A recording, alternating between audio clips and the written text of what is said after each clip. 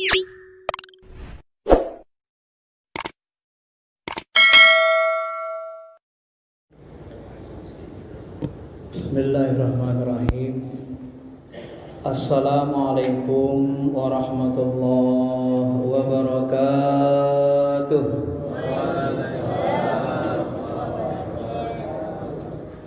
Alhamdulillahilladzi yuhibbu 'abdahu wa ja'ala hadha syahran mubarak. Asyhadu an la ilaha illallah wa anna Muhammadar Rasulullah. Allahumma salli ala sayyidina habibina syafi'ina wa maulana Muhammadin wa ala alihi wa sahbihi ajma'in, amma ba'd. Ma'asyiral muslimin, jamaah salat tarawih yang dirahmati Allah. Salah satu yang paling membahagiakan dalam hidup ini adalah dicintai orang hebat. Kalau seorang presiden mencintai kita, atau seorang gubernur atau bupati, atau seorang konglomerat, maka orang yang dicintai ini akan selalu diperhatikan. Nah, maka pada malam hari ini saya ingin mengatakan bahwa tidak ada kenikmatan yang paling hebat kecuali seorang hamba mendapat cinta dari Rabb-Nya, dari Tuhannya, sehingga kita menjadi hamba yang selalu terperhatikan, selalu dipilih. Fa innaka bi'ayunina, dalam bahasa Allah, sesungguhnya engkau Muhammad selalu dalam perhatian pandangan kami. Ma'asyiral muslimin, bagaimana cara kita mendapatkan cinta Allah? Maka Al-Quran, ketika kita kumpul ayat-ayat yang menggunakan kata hub, cinta, ada beberapa perbuatan yang membuat Allah mencintai hambanya. Yang pertama adalah orang-orang yang muhsinun. Allah Subhanahu wa taala berfirman, Fabima naqdihim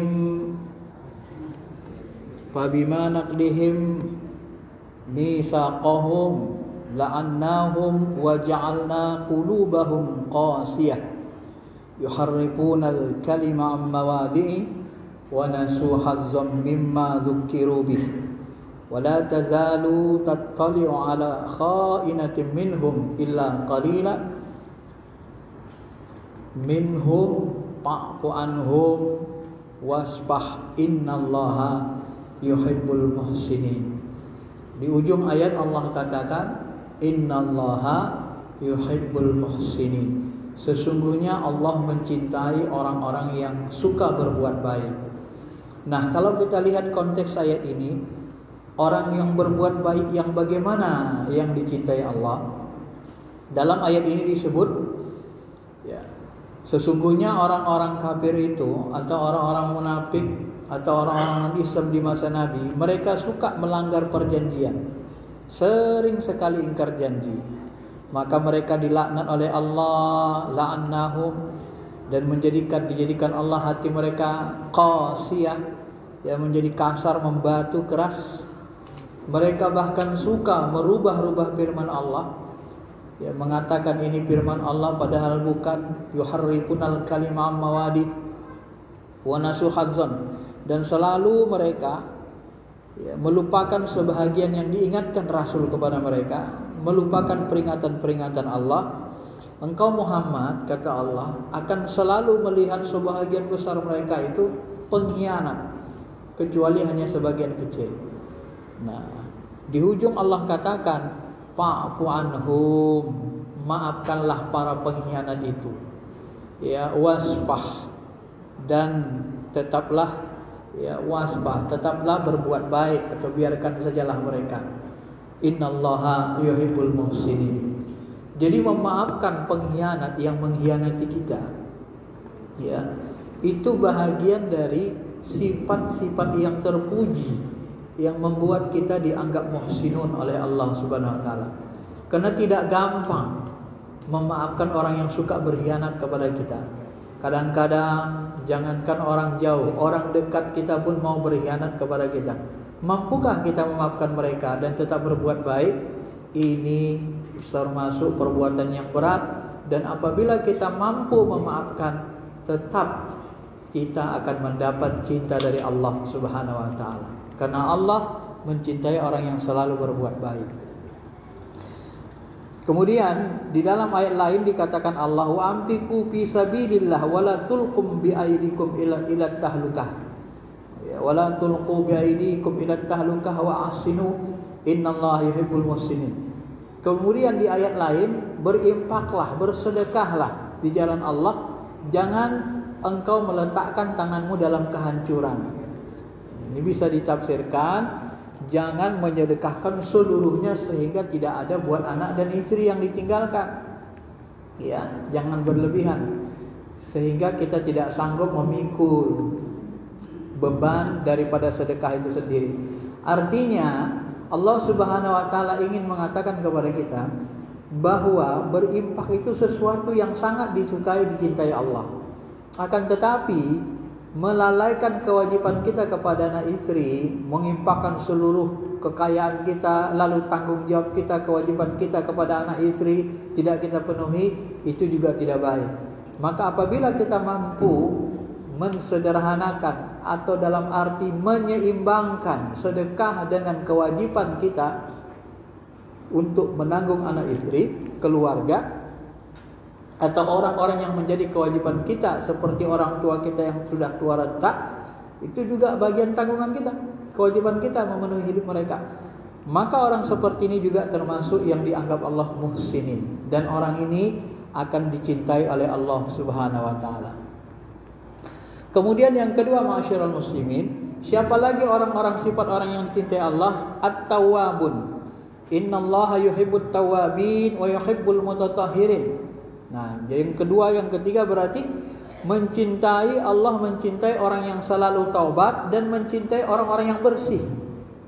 Maka Nabi sendiri, beliau setiap hari istighfar minimal 70 kali. Dalam satu riwayat lain 100 kali. Ya.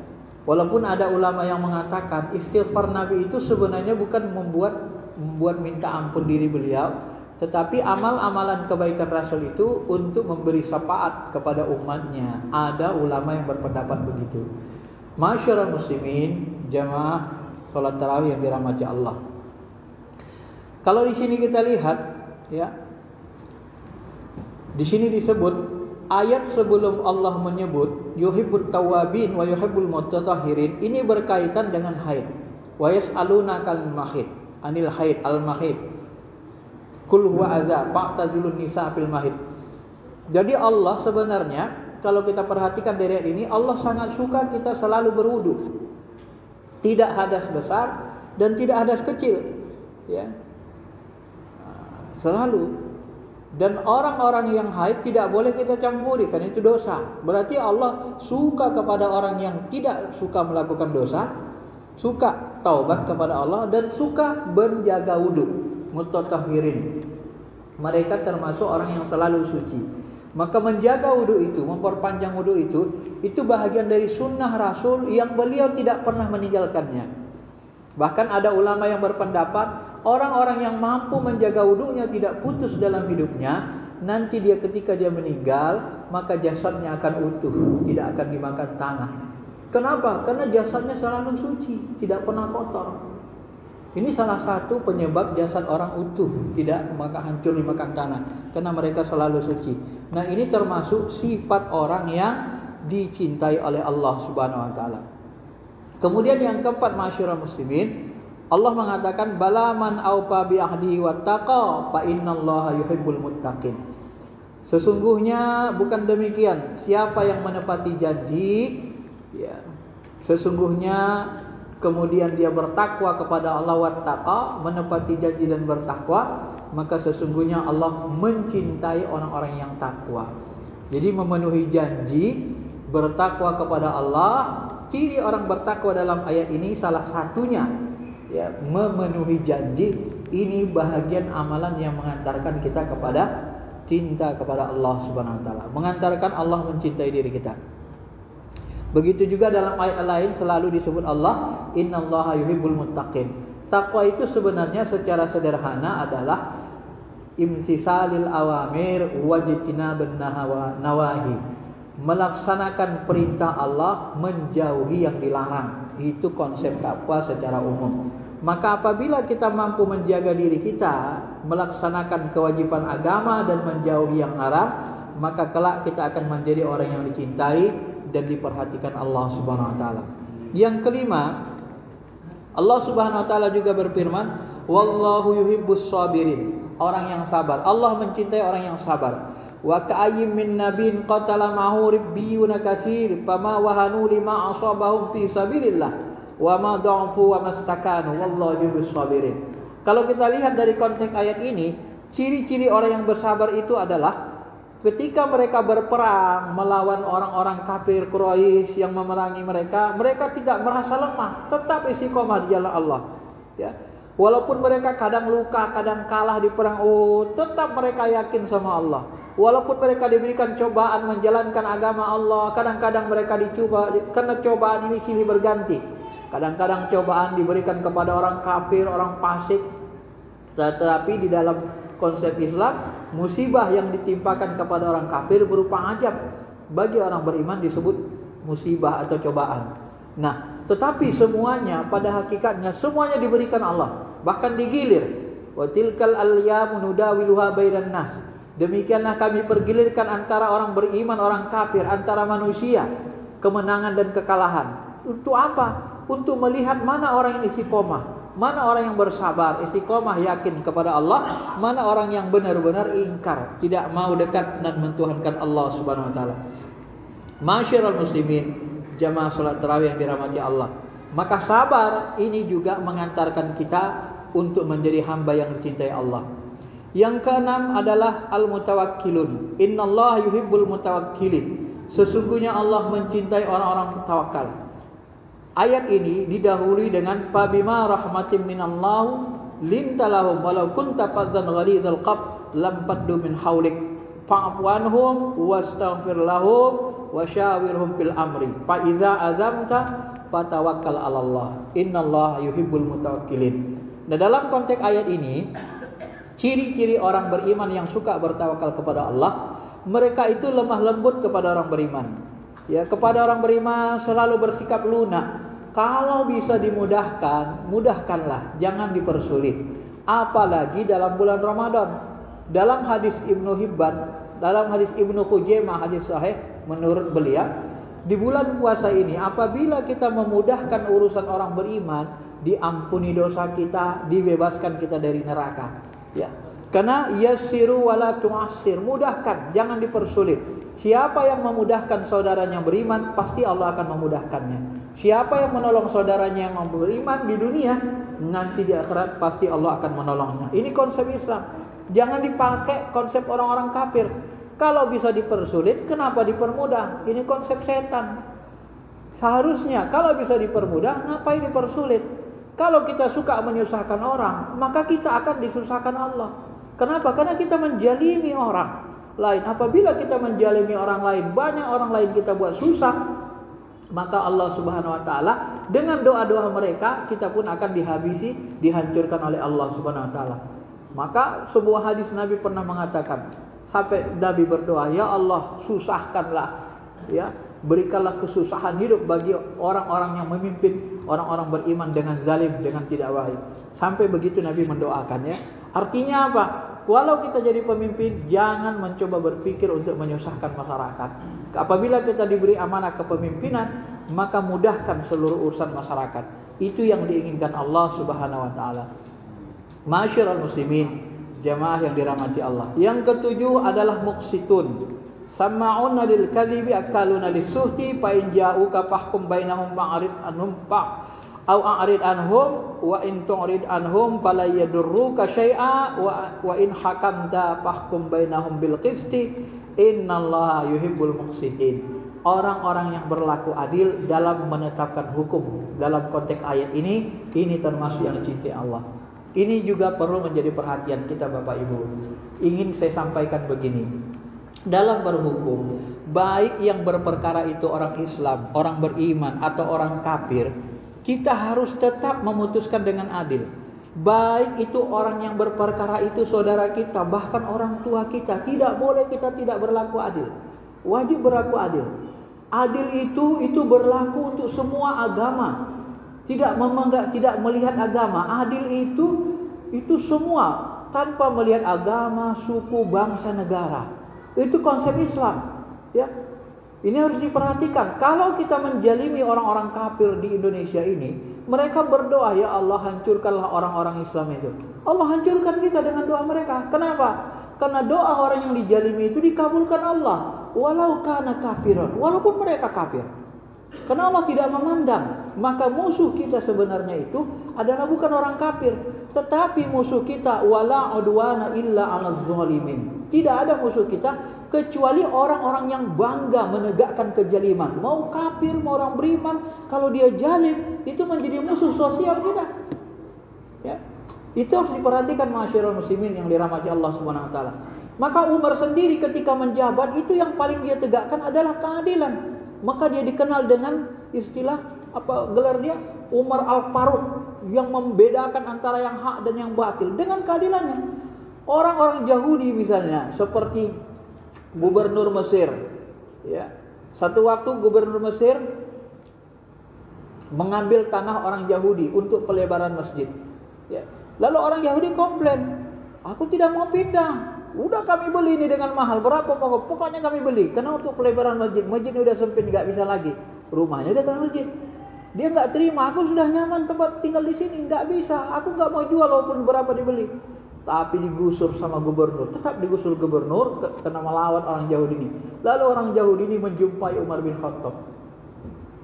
Apa kata Umar bin Khattab ketika berjumpa? Dia ambil satu tulang, dia garis pedang ke bawah, lurus. Baru dia garis horizontal, vertikal sama horizontal. Nah, sampaikan ini sama gubernur Mesir. Disampaikanlah oleh sang Yahudi kepada gubernur Mesir. Setelah disampaikan, gubernur menggeletar. Seolah-olah Umar berkata, hei gubernur, jangan mentang-mentang kau gubernur kau berbuat zalim ya.